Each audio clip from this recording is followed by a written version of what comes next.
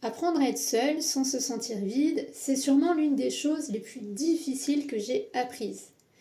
Bienvenue dans le journal d'une femme qui se construit. Je suis Sandra et ici, je partage mon chemin un jour à la fois avec mes petites expériences.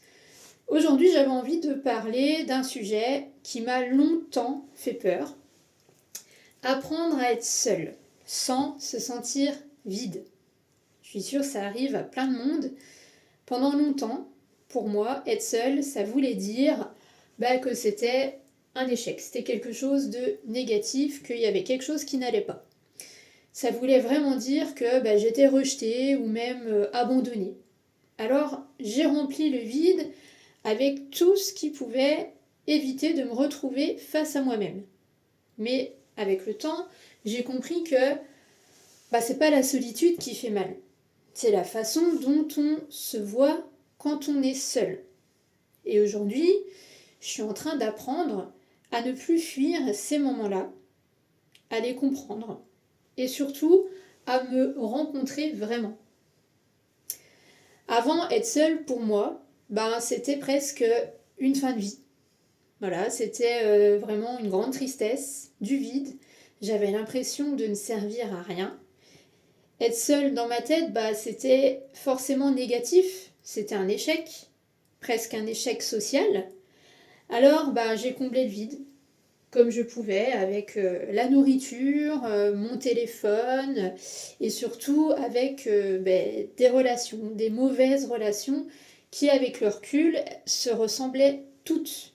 Parce qu'au fond, je ne cherchais pas quelqu'un, je cherchais à fuir quelque chose, qui était moi.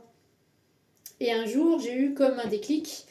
Je me suis rendu compte que je passais de relation en relation sans jamais être bien, sans être avec moi-même. Et je me suis dit, il y a quelque chose qui ne va pas. Et quelque chose de très dur, la vérité, mais de très vrai. Ça va être difficile, mais tu dois passer par là. Tu dois apprendre à être seul pour savoir ce que tu veux vraiment, pour arrêter d'attirer les mauvaises relations. Je ne l'ai pas choisi, mais je savais que c'était vraiment nécessaire pour moi. Je savais que si je ne passais pas par là, je ne me retrouverais pas, ou jamais, vraiment, avec moi. Donc le début a été vraiment très dur. J'ai essayé de combler le vide encore une fois avec la nourriture, avec les pleurs. J'ai fait une dépression. Et la solitude, c'était une solitude lourde, pesante.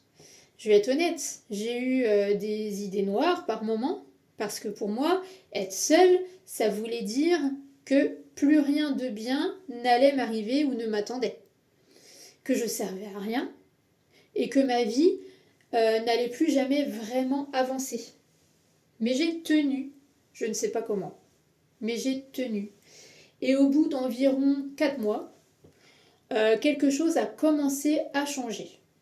Doucement, j'ai commencé à m'occuper, à lire, mais différemment. Pas pour fuir, mais pour moi, vraiment pour moi. Prendre soin de moi. C'était des choses simples, mais c'était des choses vraies que j'avais besoin. Mais il y avait encore quelque chose de très difficile, c'était être seule. Ça allait, à un moment donné ça allait, mais me regarder, c'était vraiment autre chose. Me regarder dans le miroir par exemple, c'était vraiment très très compliqué parce que là, je pouvais plus fuir. J'étais face à moi-même. Et petit à petit, j'ai arrêté de fuir. J'ai commencé à tolérer ma présence, puis finalement à l'accepter.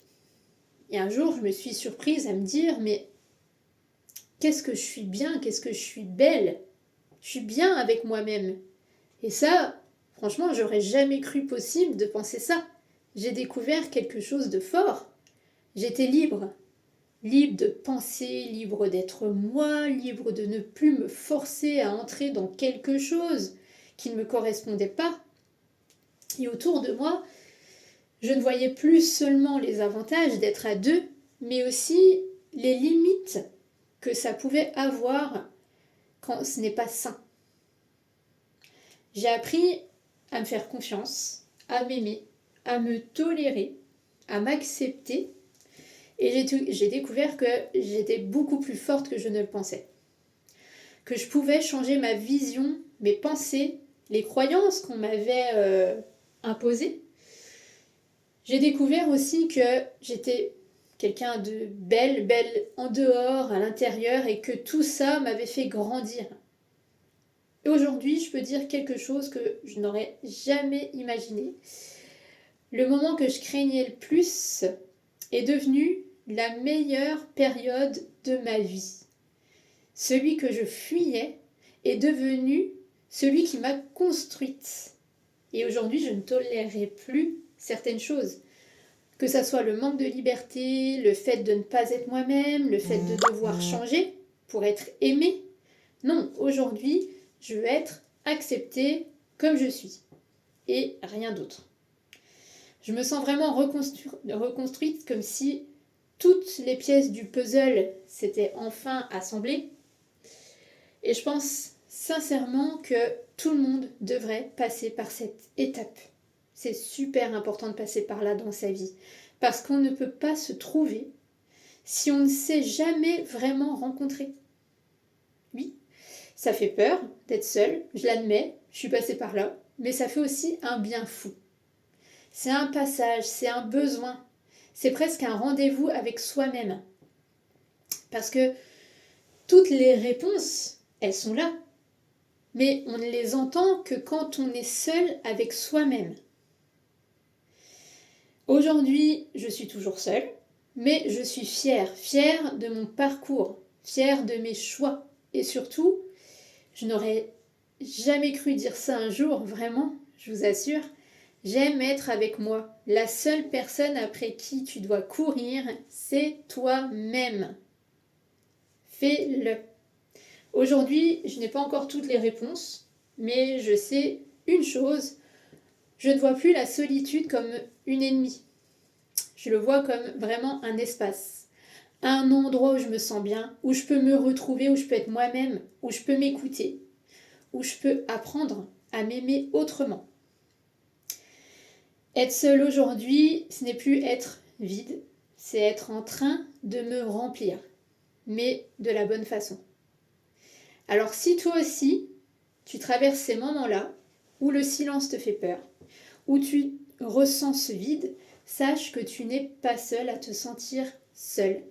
Et peut-être que, comme moi, tu es simplement en train d'apprendre à devenir ta propre présence.